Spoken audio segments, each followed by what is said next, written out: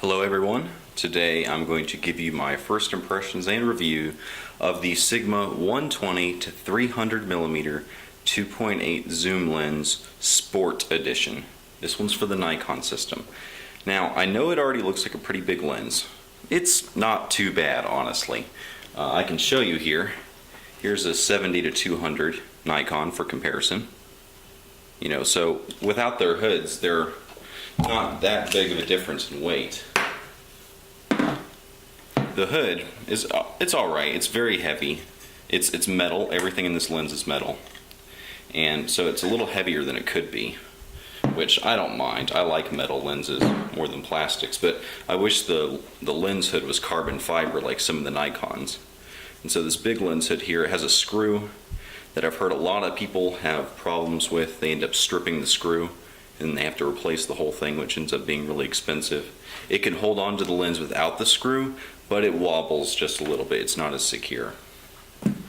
So setting the hood to the side, you can see there's the side of the lens. And here's a 70 to 200 for comparison. It's not that big of a difference. An extra 2 inches, 3 inches or so. But it is a lot heavier. There's a lot more glass in here. I don't know the tech details about how heavy it is, but it's significant.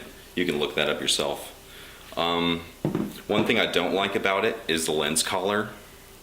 It's not smooth at all. It has this big knob here. I like how the Nikons, you can unclip it, and so you just have a little knob there. Sorry, out of focus. It just has that little knob. I wish the Sigma did the same, but it doesn't. You have to twist it over to this area, and then it should just pull out. Maybe you can see. There we go. It's a little iffy. There's nothing smooth about this ring at all. But here's the lens itself. You have your distance meter in the back, your zoom ring in the front, so it's flips from a lot smaller lenses that you might be used to. Also, both the focusing and the zoom rings move in the same direction as the Canon cameras. And so the wide end is on the left and the tele end is on the right. And the focusing is the same way too. Infinity is to the right and your minimum focus distancing is to the left. It focuses very quickly. I've had no issues whatsoever keeping up with high-speed sports in low light and in good light. It will keep up. I would say the focusing is just as fast as the 70 to 200 VR2. So this is what I'm used to shooting with, and I found no difference switching over. So I was very happy with that. On the side, you have lots of switches here. You have, autofocus, manual focus switches, your focus limiters, so 10 meters to infinity, or 10 meters and below and closer.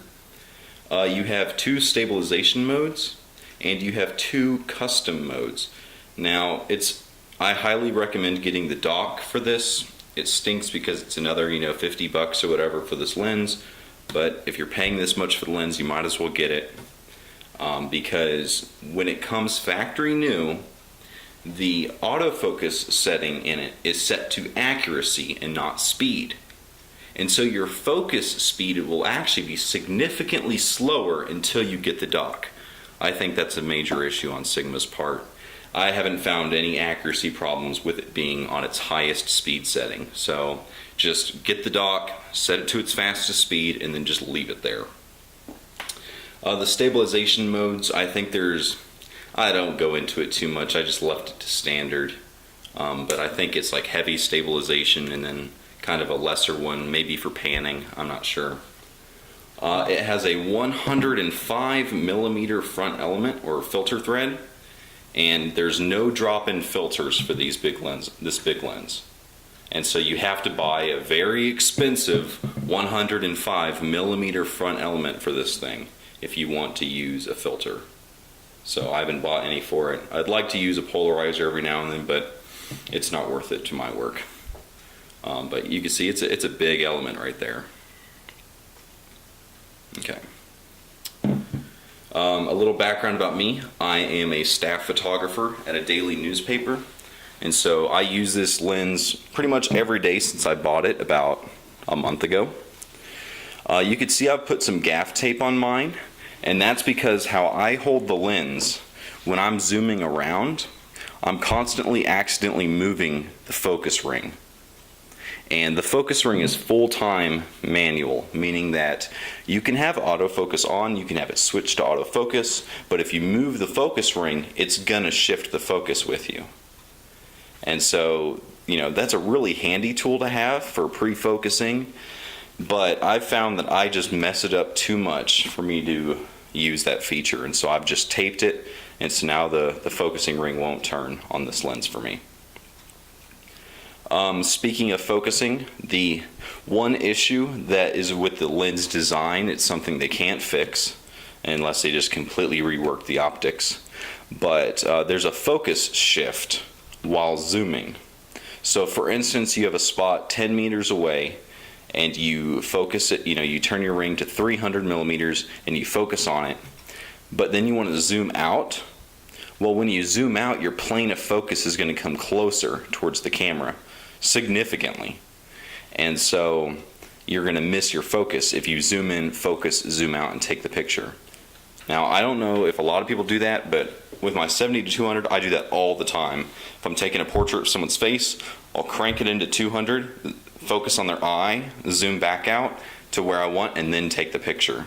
And you can't do that with this lens. And so I don't know if it's a deal breaker for some. It wasn't for me, but it's important to know. Also, in sports, say you're at baseball looking at third base and the guy's running straight at you.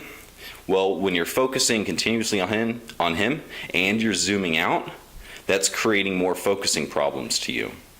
Now, I haven't missed more shots than I normally would have because of that, but I've definitely noticed it while shooting.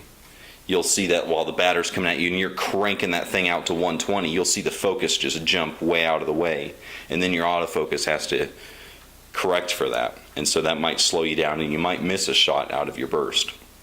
Important to know. As far as the images go, they're beautiful, honestly.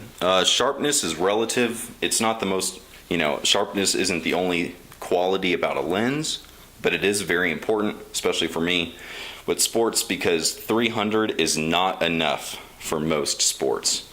I really think 400 millimeters, sometimes even a 500 mil is better for a lot of sports.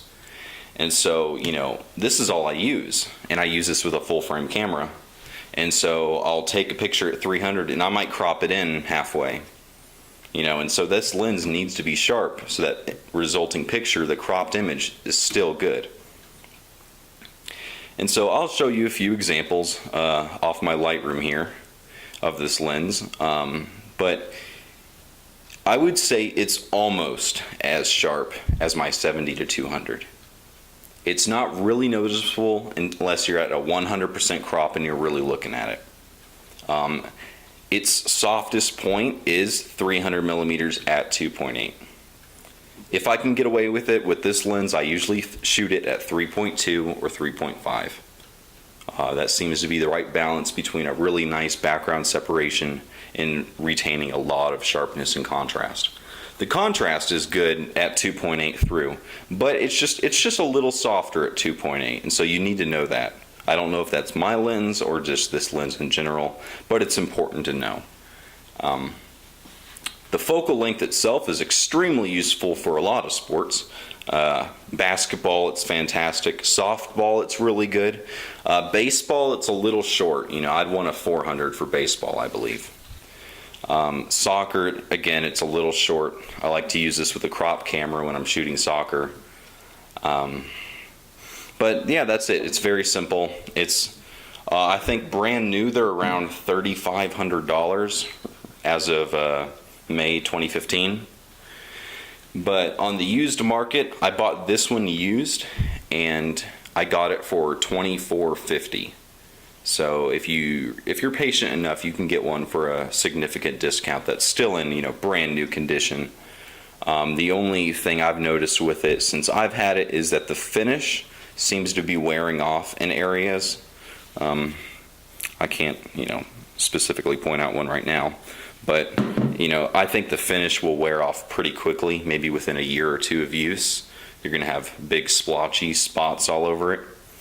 But one of my favorite things about this lens actually is that the front rim of the lens itself and the lens hood is like this as well. It's coated in rubber, and so it sticks to surfaces pretty well, and it won't scratch or scrape up nearly as much when you bump it into things. And so the lens hood is like that too.